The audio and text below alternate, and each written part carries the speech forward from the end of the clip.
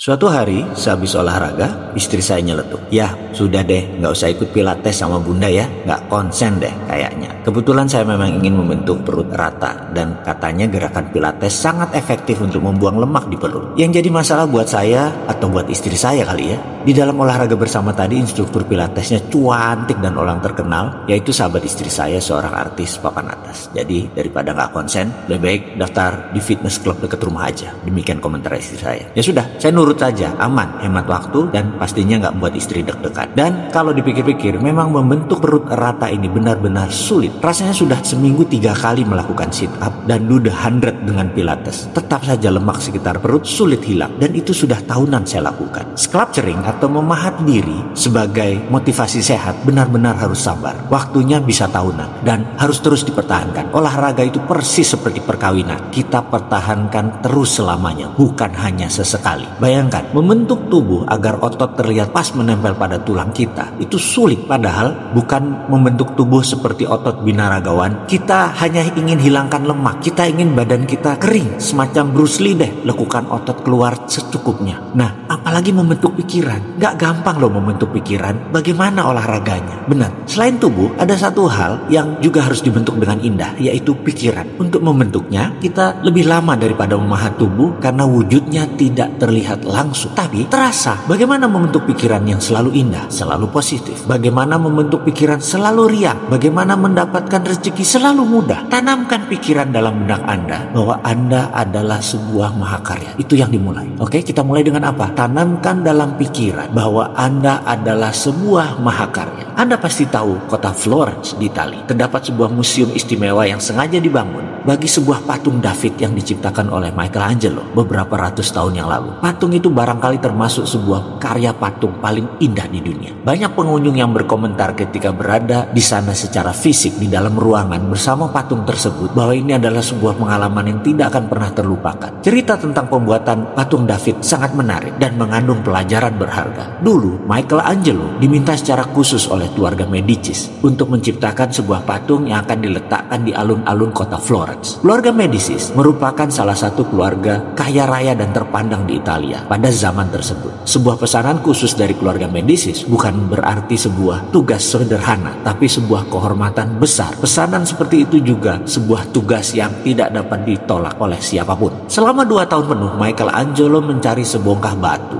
yang dapat dia pergunakan untuk menciptakan sebuah mahakarya bagi keluarga Medicis. Akhirnya di pinggir sebuah jalan di Florence, separuh tertutup semak belukar dan tertimbun lumpur, dia menemukan batu yang dia inginkan. Sebongkah batu pualam besar di atas sebuah titian kayu. Batu tersebut bertahun-tahun sebelumnya telah diangkut dari pegunungan, tapi tidak pernah dipergunakan orang. Michelangelo telah melalui jalan itu berkali-kali, tetapi kali ini dia berhenti dan menatap batu tersebut lebih dekat lagi. Ketika dia maju mundur mengamati bongkah pualam tersebut, dengan jelas dia mendapatkan bayangan patung David dan melihatnya di dalam batu tersebut secara utuh, secara keseluruhan. Sang seniman pun dengan segera membawa bongkahan pualam tersebut ke studionya yang cukup jauh dari tempat batu tersebut. Dia kemudian memulai pekerjaan yang panjang dan berat, yaitu memalu dan memahat. Diperlukan 2 tahun penuh baginya untuk bekerja menciptakan gambaran kasar batu tersebut. Dia kemudian menyisihkan palu dan pahatnya dan menghabiskan 2 tahun lagi memoles dan menghaluskan sampai patung itu benar-benar siap. Pada saat itu Michelangelo adalah pematung terkenal. Kabar bahwa dia sedang mengerjakan sebuah pesanan khusus dari keluarga Medicis telah menyebar seantero Italia. Ketika waktunya tiba untuk mempertontonkan patung tersebut ke publik, ribuan orang datang dari seluruh Italia dan berkumpul di alun-alun kota. Ketika selubung yang menutupi patung dibuka, kerumunan massa yang berada di sana tercengang dengan mulut ternganga. Patung itu luar biasa indah dan orang bersorak. Para pengunjung merasa kagum melihat kecantikan luar biasa patung hebat ini. Michelangelo dengan segera dikenal sebagai pematung terhebat pada zamannya. Sesudah itu, ketika Michelangelo ditanya bagaimana dia dapat menciptakan sebuah mahakarya seperti itu, dia menjawab dengan mengatakan bahwa dia telah melihat David dengan lengkap dan sempurna pada batu pualam yang ditemukan saat mentah, dan yang dia lakukan hanya membuang apa-apa yang bukan David. Sekali lagi, ini yang ditekankan. Michelangelo hanya membuang apa-apa yang bukan David. Terdapat beberapa kesamaan antara Anda dan patung David. Anda pun kurang lebih seperti sebuah mahakarya yang hebat terdapat dalam sebongkah pualam. Akan tetapi pualam yang menutupi menghadapi Anda, seperti juga kebanyakan orang lain, adalah pemikiran-pemikiran sempit yang terbatas serta kekhawatiran-kekhawatiran yang berlebihan terhadap berbagai kemungkinan kerugian atau kegagalan. Bukannya antisipasi penuh semangat menyongsong kedatangan kesuksesan dan keberhasilan. Agar dapat menyadari potensi Anda, yang mendesak dan perlu kita lakukan adalah menjebol pemikiran terbatas tersebut. Kita dengan memimpikan impian yang besar dan membayangkan berbagai kemungkinan yang tak terbatas. Namun ingatlah, bahkan setelah David dibebaskan dari batu kualam, Michelangelo masih membutuhkan 2 tahun penuh untuk memoles dan menghaluskannya demi menjadikan sebuah mahakarya. Demikian juga kita yang harus terus-menerus melakukan pemolesan, penghalusan, belajar, berlatih selama berhari-hari, berminggu-minggu, berbulan-bulan, bahkan bertahun-tahun demi mengembangkan dan mengeluarkan semua bakat dan kebiasaan sukses yang terdapat jauh di dalam diri kita. Menyambung video di awal, tujuan membentuk perut rata bagi pria seperti saya yang berada di pertengahan usia 50-an merupakan hal yang sulit. Setidaknya begitulah menurut saya. Bahkan untuk memotivasi saya selalu mengatakan memasang target mirip dengan mereka yang seusia saya namun memiliki badan yang fit. Mereka itu adalah seperti Tom Cruise, Brad Pitt, Shah Rukh Khan. Mereka seumur dengan saya dan mereka idola saya. Aneh memang, menurut pendapat beberapa teman, saya memasang